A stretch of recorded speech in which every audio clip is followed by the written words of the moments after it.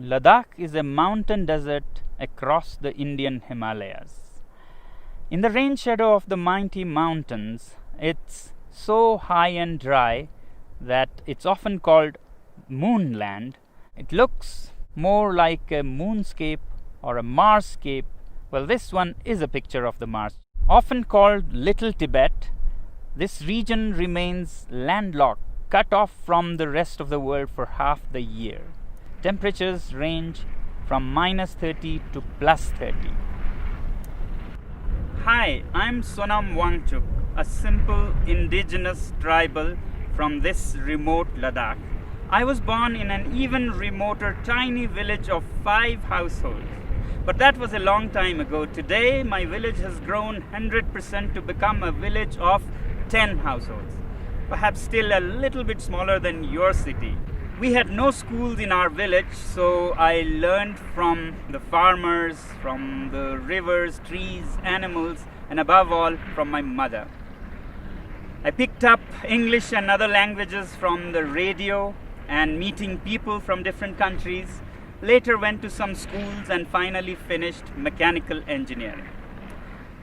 We love our Ladakh so much that while my engineering schoolmates went to Bangalore, Mumbai and the Silicon Valley, I came back to Ladakh and started solving problems of the people.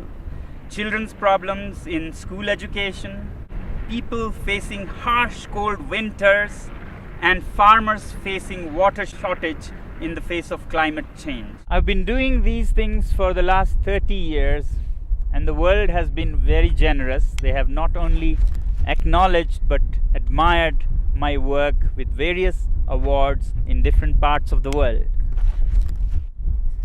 But today I have come here not to talk more about these things, but to share with you a bigger challenge that Ladakh is facing and to seek your support in solving our problem. Yes, you can solve our problem, and not only that, you have the power to even avert a world war. Let me explain how. This is Ladakh. You see the famous Indus River flowing, and over there the dark mountains. Across that are the valleys of Nubra and Changtang, where we share our border with Tibet, which is now occupied by China. You may have heard that for the past few weeks, Chinese army has intruded deep inside Indian territory. This has been happening over years, and our shepherds who raise the famous Kashmir goats have lost a lot of their pastures and are in deep trouble. Now, the Indian army is there in large numbers across those mountains, matching China's soldier to soldier, bullet to bullet. But I don't think that is a solution. Both these countries are nuclear powers, and push comes to shove, India doesn't need all of its 160 nuclear weapons to raise all Chinese cities, and vice versa. And that could soon escalate into a full-fledged world war, World War III. Therefore, I have come to seek your support in solving this. You, my friends, have the wallet power, which in this case can even diffuse a bullet war between different countries. Let me explain how. To understand your power, let's first understand what China is doing and why and when. Although China claims that Indian soldiers intruded into its territory, it could not be a coincidence that at the same time, in the months of April and May, Vietnamese decide to bother China. Taiwan and the US Navy also decide to bother China. And the timing is important.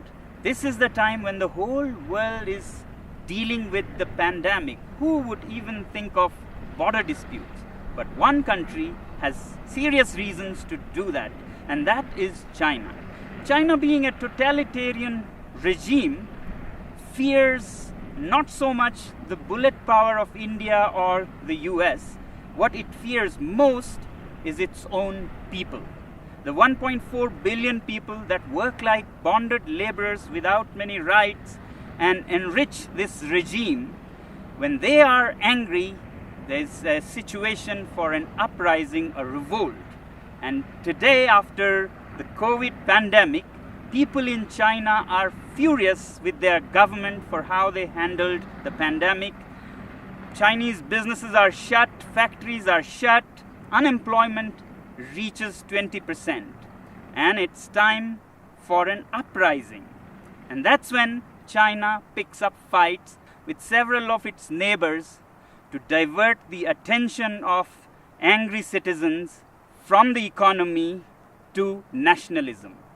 And this is not the first time China is doing this. From 1958 to 62, during the worst Great Chinese Famine, when people in China were very, very upset, Mao decided to invade India. And now Xi is doing the same thing again.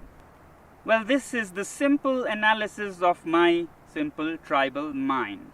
If this be the case, then we, the citizens of the world, should use our wallet judiciously and hit China where it hurts most, the economy.